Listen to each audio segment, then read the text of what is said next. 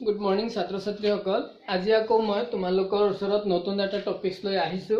আজি टपिक्सটো হল voice change of WH word বা WH फैमिली। WH वर्ड বা WH फैमिली माने हल WH वर्ड हल who, what, which, where, why, when, whom, what, how. এই শব্দকেইটাৰে যদি প্ৰশ্নটো আৰম্ভ কৰা থাকে, কোৱেশ্চনটো যদি এইবোৰ শব্দৰে आरम्भ থাকে आरम्भ হয় তেন্তে এইবোৰক WH কুৱেশ্চন বুলিও কোৱা হয়। তো এই WH কুৱেশ্চন এই শব্দবোৰক WH ওয়াৰ্ড বুলি কোৱা হয় আৰু এই শব্দৰে যিবোৰ প্ৰশ্ন কৰা হ'ব সেই প্ৰশ্নবোৰক WH কুৱেশ্চন বুলি কোৱা হয়। এই নটা শব্দক আমি কি বুলি কওঁ? WH ফ্যামিলি বুলিও কওঁ। এই প্ৰশ্নবোৰেৰে যদি এই শব্দবোৰেৰে যদি প্ৰশ্নবোৰ আৰম্ভ কৰা থাকে তেন্তে আমি কি কৰো? পেসিভ ভয়েসৰ পৰা এক্টিভ ভয়েসলৈ আমি কনভাৰ্ট কৰা সময়ত কি কৰো? চোৱা এক্টিভ ভয়েসত এই শব্দবোৰেৰে যিবোৰ WH কুৱেশ্চন থাকে, এক্টিভ ভয়েসত সদায় কি থাকিব? প্ৰথমে হু থাকিব, তাৰ পিছত ভাৰ্বৰ ফাৰ্স্ট ফৰ্ম নাইবা ভাৰ্বৰ ফিফথ ফৰ্ম থাকিব, তাৰ পিছত কি হ'ব? অবজেক্ট হ'ব। ভাৰ্বৰ ফাৰ্স্ট ফৰ্ম মানে হল চোৱা গো ভাৰ্বটো আমি লও গো, আমি জানো এটো প্ৰেজেন্ট ফৰ্ম, তাৰ পিছত ওয়েন্ট হয়, ওয়েন্ট হয়, তাৰ পিছত গন হয়, তাৰ পিছত কি হয়? গো, ওয়েন্ট, গন, তাৰ পিছত কি হয়? গোইং, গোইং, তাৰ পিছত কি হয়? গোজ, গোজ হয়। এবোৰ হল ভাৰ্বৰ ফর্ম। গোইং গো হল প্রেজেন্ট ফর্ম বা ফার্স্ট ফর্ম, ওয়েন্ট হল পাস্ট ফর্ম বা সেকেন্ড ফর্ম, গান হল পাস্ট পার্টিসিপল বা থার্ড ফর্ম, গোইং হল ফোর্থ ফর্ম। যেতিয়া ING লাগিব তেতিয়া এটো কি হ'ব? ফোর্থ ফর্ম হ'ব, ফোর্থ ফর্ম। আৰু যেতিয়া ভাৰ্বৰ লগত এস বা ইএস যোগ কৰা হয়, আমি জানো প্ৰেজেন্ট ইনডিফিনিট টেন্সত যদি বাক্যটো থাকে আৰু পাৰ্সনটো যদি থাৰ্ড পাৰ্সন সিঙ্গুলাৰ নাম্বাৰ হয় তেন্তে ভাৰ্বৰ লগত এস বা ইএস যোগ কৰা হয়। গতিকে যেতিয়া ভাৰ্বৰ লগত এস বা ইএস যোগ কৰা হ'ব ইয়াক ফিফথ ফৰ্ম বুলি কোৱা হয়। তো প্ৰেজেন্ট টেন্সত কি থাকে? সদায় প্ৰেজেন্ট ইনডিফিনিট টেন্সত হয় ভাৰ্বৰ ফাৰ্স্ট ফৰ্ম থাকিব নহলে থাৰ্ড ফৰ্ম থাকিব। ফাৰ্স্ট পাৰ্সন সিঙ্গুলাৰ নাম্বাৰ আৰু plural number, second person singular number আৰু প্লুৰাল নাম্বাৰ এই দুটা ক্ষেত্ৰত আৰু থাৰ্ড পাৰ্সন প্লুৰাল নাম্বাৰ এই পাঁচটা ক্ষেত্ৰত কি হয়? গো হয়। আৰু যেতিয়া প্ৰেজেন্ট ইনডিফিনিট টেন্সত বাক্যটোৰ সাবজেক্টটো যেতিয়া থার্ড পার্সন সিঙ্গুলার নাম্বার হ'ব তেতিয়া গোজ হৈ যায়। যেতিয়া গোজ হ'ব তেতিয়া কি হ'ব? এটো ফিফথ ফর্ম হ'ব। আৰু যেতিয়া গো থাকিব প্ৰেজেন্ট ফৰ্ম হ'ব বা ফাৰ্স্ট ফৰ্ম হ'ব। তো এইটোৱে হল যে ভাৰ্বৰ ফাৰ্স্ট ফৰ্ম আৰু ফিফথ ফৰ্ম এই দুটাৰ পৰা যিকোনো এটা থাকে। এবোৰ এনে থাকে আমি গম পাম, কুৱেশ্চনটো দেখিলেই গম পাম। চোৱা ইয়াত কি আছে? এক্টিভ ভয়েসৰ বাক্য এটো প্ৰেজেন্ট টেন্সৰ। ইয়াত কি আছে? হু আছে, তাৰ পিছত প্লেজ আছে, PLAYS প্লেজ। তো ইয়াত এস লাগিছে, গতিকে এস লাগিছে যেতিয়া ই কি হ'ব? ভাৰ্বৰ ফিফথ ফৰ্ম হ'ব। তাৰ পিছত ফুটবল আছে। প্ৰথমে কি আছে? হু, তাৰ পিছত কি আছে? ভাৰ্বৰ ফিফথ ফৰ্ম। এটো থাকিলে এটো নাথাকে, এটো থাকিলে এটো নহব। ভাৰ্বৰ ফিফথ ফৰ্ম আছে, তাৰ পিছত কি আছে? অবজেক্ট আছে। হু প্লেজ ফুটবল এটো হল এক্টিভ ভয়েসৰ বাক্য। হেকত এটা কোয়েশ্চন মাৰ্ক থাকিব। ইয়াক যদি আমি পেসিভ ভয়েসলৈ কনভাৰ্ট কৰো, ইয়াক আমি পেসিভ ভয়েসলৈ কনভাৰ্ট কৰিলে কি হ'ব? হু আছে, হুৰ হলনি আমি কি লিখিব লাগিব? বাই হুম। হু থাকিলে হুৰ হলনি পেসিভ ভয়েসত আমি কি লিখিম? বাই হুম। তাৰ পিছত কি আহিব? Am is are. আমি জানো এইবোৰ যেহেতু প্ৰেজেন্ট ইনডিফিনিট টেন্সৰ বাক্য, তো প্ৰেজেন্ট ইনডিফিনিট টেন্সৰ এক্টিভ ভয়েসৰ বাক্যবোৰ পেসিভ ভয়েসলৈ নিয়া সময়ত এম ইজ আর দিব লাগে, এটো আমি জানো। তো ইয়াত কি আছে? এম ইজ আর। অকল স্টেটমেন্ট বাক্যবোৰত যিবোৰ এসাৰেটিভ সেন্টেন্স আগত যিবোৰ কৰি আহিছো আমি সেইবোৰত কি হয়? এম ইজ আৰ টু অবজেক্টৰ পিছত লাগে, কিন্তু ইয়াত কি হ'ব? Am is are to question কৰিছে যেহেতু প্ৰশ্ন কৈছে গতিকে অবজেক্টৰ আগত আহি যাব। এম ইজ আৰ হ'ব, তাৰ পিছত কি হ'ব? অবজেক্টটো হ'ব, तार पिছত जितु भार्ब থাকিব এই ভাৰ্বৰ থাৰ্ড ফৰ্ম হ'ব বা পাস্ট পাৰ্টিসিপল হ'ব তো আমি এটু কৰো হু আছে হুৰ হলনি কি হ'ব বাই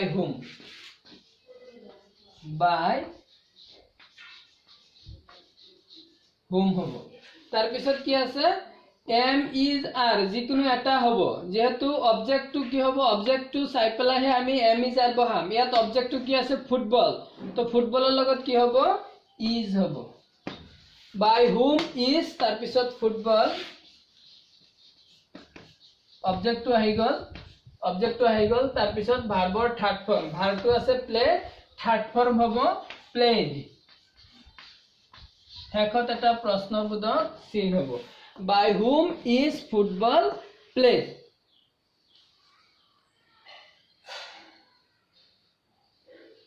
By whom is football played?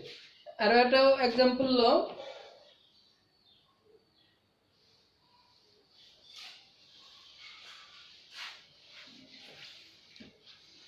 Active ভয়েসত আছে who TEACHES teaches English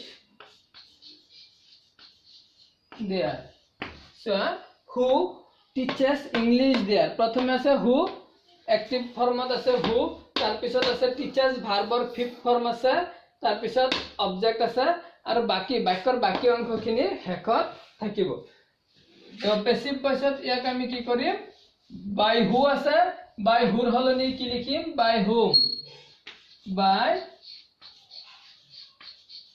হুম আৰু এটা আমি জানো প্ৰেজেন্ট ইনডিফিনিট টেন্সৰ বাক্য কাৰণ ভাৰ্বৰ লগত কি যোগ হৈ আছে এস বা ইএস যোগ হৈ আছে তো প্ৰেজেন্ট ইনডিফিনিট টেন্সৰ বাক্য গতিকে প্ৰেজেন্ট ইনডিফিনিট টেন্সৰ বাক্যত কি হ'ব এম নাইবা ইজ নাইবা আৰ কেনেকৈ বুজিম ইয়াত কোনটো আহিব যেহেতু অবজেক্টটো চাব লাগিব অবজেক্টটো কি আছে ইংলিশ গতিকে ইংলিশৰ লগত কি হয় ইজ গতিকে ইজটো আগত আহিব বাই হুম ইজ তাৰ পিছত হ'ব object English to by whom English তাৰ পিছত কি হ'ব ভাৰ্বৰ থাৰ্ড ফৰ্ম টিচ আছে তত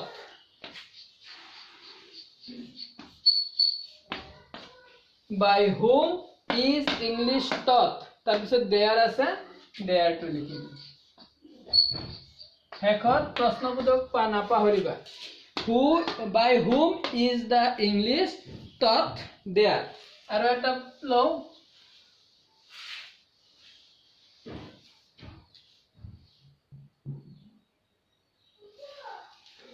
who does the who does the work प्रथमे who আছে तार पिছত ভাৰ্বৰ ফিফথ ফৰ্ম আছে তাৰ পিছত অবজেক্ট দা ওয়াৰ্ক এটো হল অবজেক্ট আছে এটো হল প্ৰেজেন্ট ইনডিফিনিট টেন্সৰ অ্যাক্টিভ ভয়েসৰ বাক্য তো ইয়াক আমি পেসিভ ভয়েসলৈ নিয়া সময়ত কি হ'ব প্ৰথমে হু আছে হুৰ হলনি কি লিখিম বাই হুম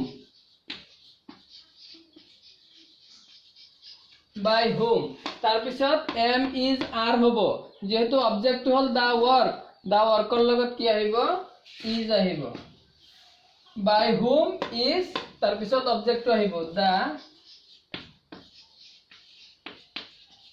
by whom is the work तार पिছত ভাৰ্বৰ থাৰ্ড ফৰ্ম ভাৰ্ব টু কি আছে ডো ভাৰ্বৰ থাৰ্ড ফৰ্ম ডান হেকত প্ৰশ্নবোধক চিন by whom is the work done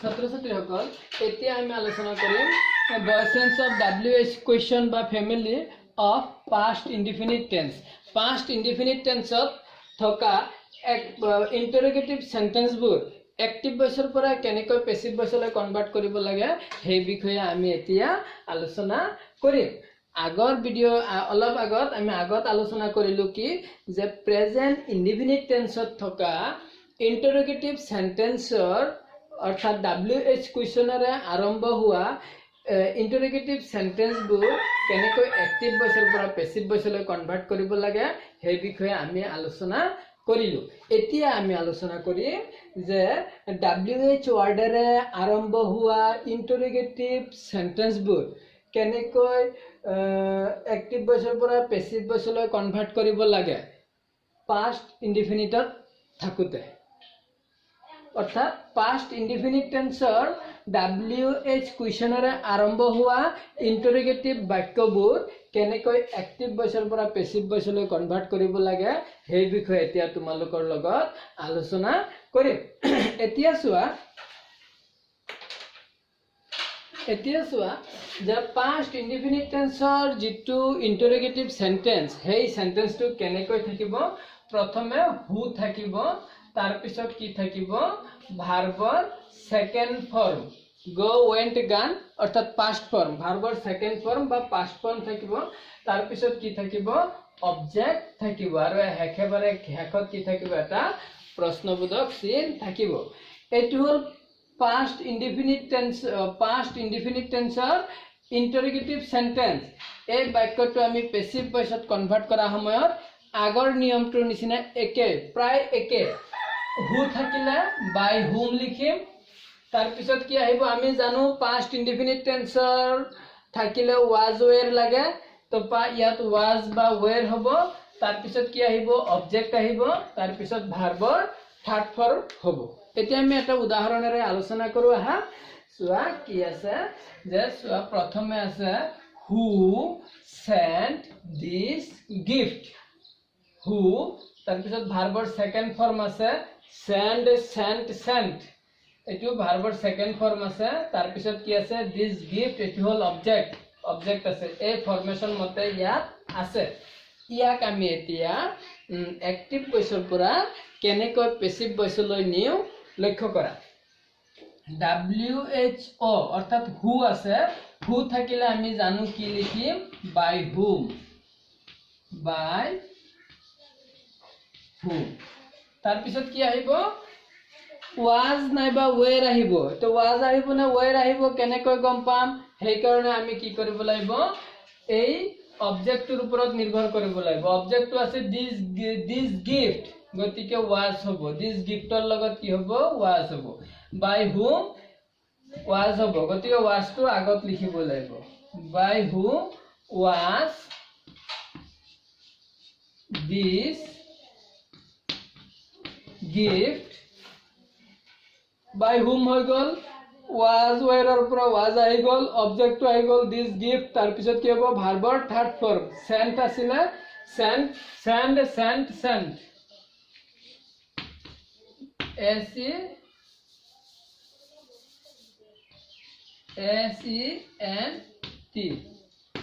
শেষত কি হ'ব question mark হ'ব by whom was this gift sent तार पिছৰ বাক্যটো চাও হু আছে হু হলে কি হ'ব বাই হুম হ'ব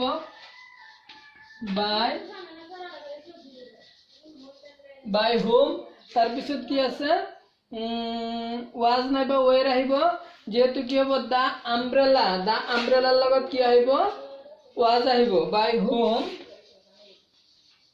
ওয়াজ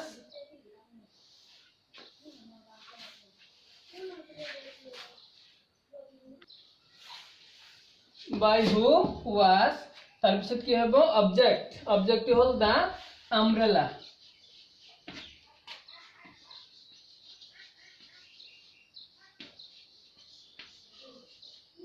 by whom was the umbrella तार पिছত কি আহিব অবজেক্ট হৈ গল तार पिছত ভাৰ্বৰ থাৰ্ড ফৰ্ম both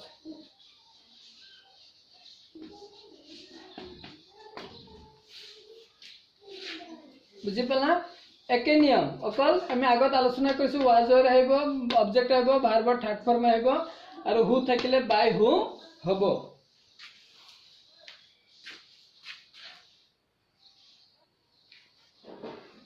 ছাত্ৰ-ছাত্ৰীসকল আগত আমি আলোচনা কৰিলো যে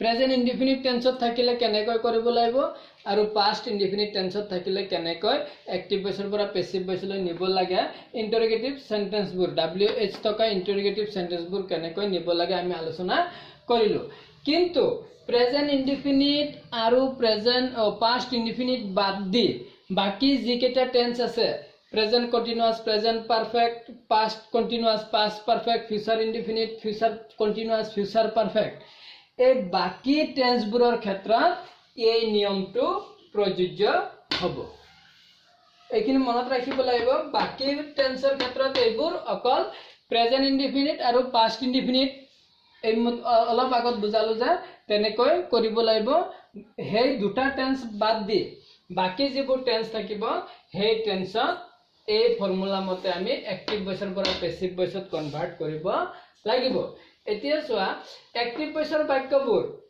আদাৰ্স টেন্স অৰ্থাৎ প্ৰেজেন্ট ইনডিফিনিট और पास्ट ইনডিফিনিট বাদ দি বাকি টেন্সৰ ক্ষেত্ৰত কি হ'ব এক্টিভ ভয়েসত বাক্যটো এনেকৈ থাকিব হু থাকিব তাৰ পিছত কি থাকিব বি ভাৰ্ব কোনবোৰ am is are have has was were shall will এইবোৰ হ্যাড এইবোৰ হল বি ভাৰ্ব এই বি ভাৰ্ববোৰ থাকিব তাৰ পিছত কি কৰিব থাকিব ভাৰ্বৰ ফাৰ্স্ট ফৰ্ম বা ভাৰ্বৰ থাৰ্ড ফৰ্ম নাইবা ভাৰ্বৰ ফোৰ্থ ফৰ্ম থাকিব পাৰে এতিয়া চোৱা ভাৰ্বৰ ফাৰ্স্ট ফৰ্ম কত হ'ব যেনে ইয়াত চোৱা হু উইল বিট এটো ভাৰ্বৰ ফাৰ্স্ট ফৰ্ম ফিউচাৰ ইনডিফিনিট টেন্সত ভাৰ্বৰ ফাৰ্স্ট ফৰ্ম হ'ব third form perfect past perfect বা প্ৰেজেন্ট পাৰফেক্ট বা ফিউচাৰ পাৰফেক্ট টেন্সত থাকিলে ভাৰ্বৰ থাৰ্ড ফৰ্ম থাকে আৰু ভাৰ্বৰ ফোৰ্থ ফৰ্ম আইএনজি যুক্ত থকা present continuous past continuous future কন্টিনিউয়াসত ভাৰ্বটোত লগত আইএনজি যুক্ত থাকিব অৰ্থাৎ এই তিনটাৰ পৰা যিকোনো এটা থাকিব পাৰে ফার্স্ট ফর্ম থাকিব বা সেকেন্ড ফর্ম থাকিব ফার্স্ট ফর্ম বা থার্ড ফর্ম বা ফোর্থ ফর্ম ফিউচার ইনডিফিনিটত ফার্স্ট ফর্ম থাকিব প্রেজেন্ট পারফেক্ট পাস্ট পারফেক্ট আৰু ফিউচাৰ পাৰফেক্ট টেন্সৰ বাক্যটো হলে ভাৰ্বৰ থাৰ্ড ফৰ্ম থাকিব present continuous past continuous future continuous থাকিলে ভাৰ্বৰ ফোৰ্থ ফৰ্ম অৰ্থাৎ আইএনজি যুক্ত হৈ থাকিব তাৰ পিছত কি আহিব অবজেক্ট আহিব এই বাক্যটোক আমি পেসিভ ভয়েসলৈ কনভার্ট কৰা সময়ত কি হ'ব হুৰ হলনি একেদৰে বাই হুম হ'ব তাৰ পিছত কি হ'ব বি ভার্ব হ'ব ইয়াত যেটো বি ভার্ব থাকিব এই বি ভার্বটো কি হ'ব অবজেক্ট অনুযায়ী পেসিভ ভয়েসৰ এই অবজেক্ট অনুসৰি এক্টিভ ভয়েসৰ অবজেক্টৰ অনুপাতে বি ভাৰ্বটো আহি যাব আগত তাৰ পিছত কি আহিব অবজেক্ট আহিব তাৰ পিছত হেকত ভাৰ্বৰ থাৰ্ড ফৰ্ম হ'ব চোৱা আমি এটা উদাহৰণেৰে আলোচনা কৰো হু আছে হু থাকিলে আমি জানো একেবাৰে সবে জানো বাই হুম হ'ব একটা গপকে আমি লিখিয়ে দিলো বাই হুম দেৰি কৰিবলৈ নাই হু থাকিলে কি হ'ব বাই হুম হ'ব তাৰ পিছত কি হ'ব চোৱা বি ভাৰ্ব হ'ব ইয়াৰ যেহেতু কি আছে অবজেক্টটো কি আছে মি আৰু এটো হল এই বাক্যটো হল ফিউচাৰ ইনডিফিনিট টেন্সৰ বাক্য তো ফিউচাৰ ইনডিফিনিট টেন্সৰ বাক্যত আই আছে মিৰ হলনি কি হ'ব আই তো আইৰ লগত কি হ'ব আমি জানো শ্যাল বি ফিউচাৰ ইনডিফিনিট টেন্সৰ পৰা পেসিভ ভয়েসলত হলে কি হয় শ্যাল বি বা উইল বি হয় ফিউচার ইনডিফিনিট টেন্সৰ বাক্যবোৰ পেসিভ ভয়েসলৈ নিয়া সময়ত বি ভার্ব শ্যাল বি বা উইল বি হয় গতিকে ইয়াত মি আছে অবজেক্টটো মি হলে ই কি হৈ যাব আই হৈ যাব মি হলে মিটো কি হৈ যাব আই হৈ যাব তো আইৰ লগত কি হ'ব শ্যাল বা বি বা উইল বি কোনটো হ'ব শ্যাল বি হ'ব আমি জানো আইৰ লগত শ্যাল বি হ'ব তো শ্যালটো আগত লিখিম বিটো আমি থম পিছত লিখিম বাই হুম শ্যাল আই বি বিটো পিছত আহিব বাই হুম শ্যাল আই বি পিছত ভাৰ্বৰ থাৰ্ড ফৰ্ম অবজেক্ট আহি গল আই তাৰ পিছত ভাৰ্বৰ third form be beat beaten কি হ'ব by whom shall I be beaten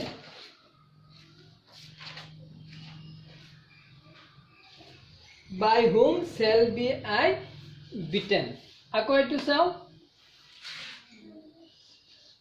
এটো কোনটো টেন্সত আছে who will give a mango will আছে গতিকে ই কি হ'ব ফিউচার ইনডিফিনিট টেন্সৰ বাক্য গতিকে আমি পেসিভ ভয়েসলৈ নিয়া সময়ত কি হ'ব প্ৰথমে হুৰ হলনি বাই হুম লিখিম তাৰ পিছত বি ভাৰ্ব আহিব ফিউচাৰ ইনডিফিনিট টেন্সৰ পেসিভ ভয়েসত shall be নাইবা will be লাগে আমি ইয়াত এটা লিখিম তাৰ পিছত কি আহিব অবজেক্ট আহিব, অবজেক্টটো হ'ল এ মেংগোটো আহিব, তাৰপিছত কি আহিব ভাৰ্বৰ থাৰ্ড ফৰ্ম গিভৰ, থাৰ্ড ফৰ্ম গিভেন আহিব। তো প্ৰথমে বাই হুৰ হলনি বাই হুম, তাৰপিছত কি আহিব বাই হুম, তাৰপিছত কি হ'ব বি ভাৰ্ব। এতিয়া অবজেক্টটো চাব লাগিব, অবজেক্টটো কি আছে এ মেংগো, এ মেংগোৰ লগত শ্যাল বি নে উইল বি হ'ব, আমি জানো উইল বি হ'ব।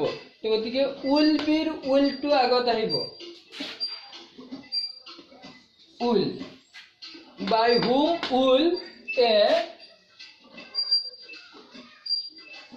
মেংগো, অবজেক্টটো লিখিম তাৰপিছত বিটো বহাই দিম, বি তাৰপিছত by whom will a mango be, তাৰপিছত ভাৰ্বৰ থাৰ্ড ফৰ্ম গিভেন।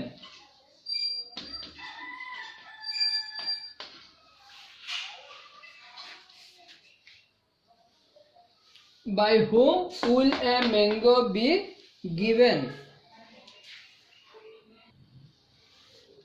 ছাত্ৰ-ছাত্ৰীসকল এতিয়া চোৱা, who does not speak English, এটো যেহেতু নেগেটিভত আছে, নেগেটিভ আছে, আকৌ প্ৰশ্ন কৰিছে, আকৌ নেগেটিভত আছে, এই বাক্যটো আমি কেনেকৈ পেসিভ ভয়েস কৰিম, who আছে, whoৰ হলনি by whom লিখিম, by whom লিখিম, তাৰপিছত কি আছে বি ভাৰ্ব ইংলিশ, ইংলিশৰ লগত কি হ'ব, যেহেতু এটো ডাজ আছে প্ৰেজেন্ট ইনডিফিনিট টেন্সৰ, গতিকে ইংলিশৰ লগত এম ইজ আৰ আহিব, গতিকে এম ইজ আৰ আহিলে কি হ'ব, এম ইজ আৰ আহিব। তো এম ইজ আৰ আহিলে কি হ'ব, ইংলিশৰ লগত কি আহিব ইজ আহিব, বাই হুম ইজ ইংলিশ, ইংলিশ। তাৰপিছত যেহেতু ইয়াত নট আছিলে, নট আছিলে নেগেটিভ আছিলে, গতিকে নটটো আমি অবজেক্টৰ ঠিক পিছত আমি নটটো লিখিব লাগিব, not by whom is English not, তাৰপিছত ভাৰ্বৰ থাৰ্ড ফৰ্ম হ'ব speak spoken,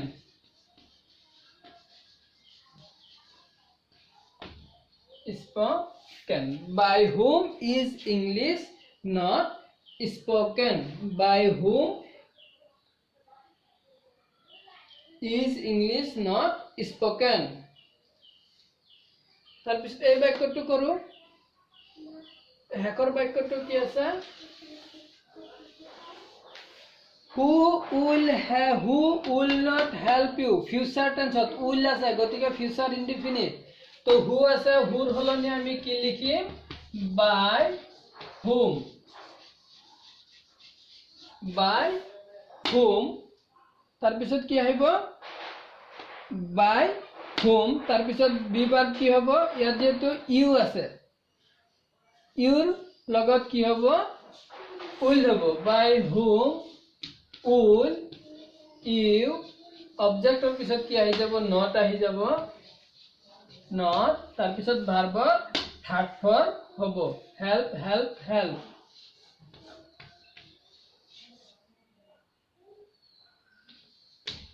By whom will you not help? Oh, sorry, ইয়াত যেহেতু ফিউচাৰ ইনডিফিনিট টেন্স হয়, গতিকে এটা বি আহিব, by whom will you not be helped, by whom will you not be helped, যেহেতু ফিউচাৰ ইনডিফিনিট টেন্স, তো কি হ'ব বি ভাৰ্ব শ্যাল বি বা উইল বি হ'ব।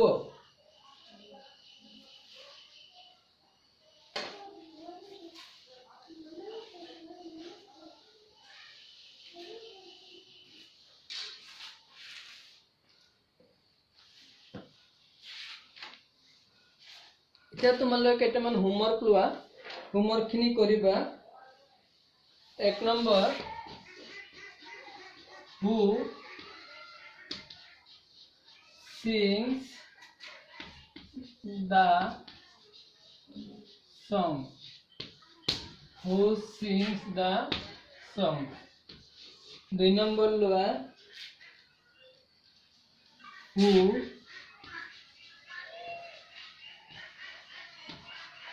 broke the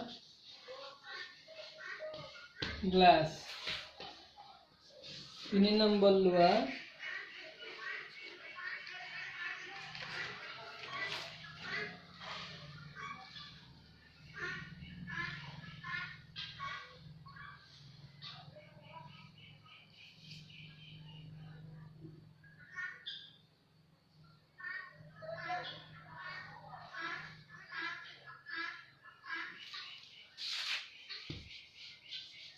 who has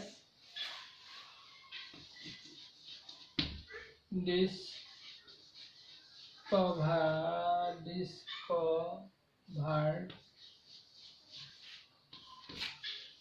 the America.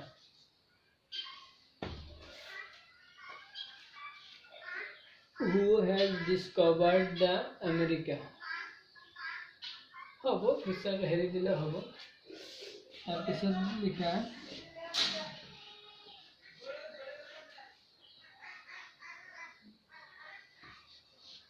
who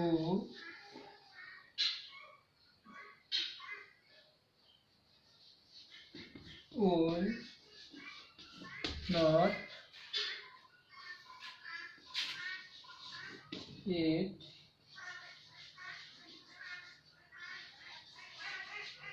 mango. Who will not eat mango. এই চাৰিটা homework তোমালোকে কৰি দিবা। তো আজিৰ ক্লাছ ইমানতে সামৰিছো। Thank you very much.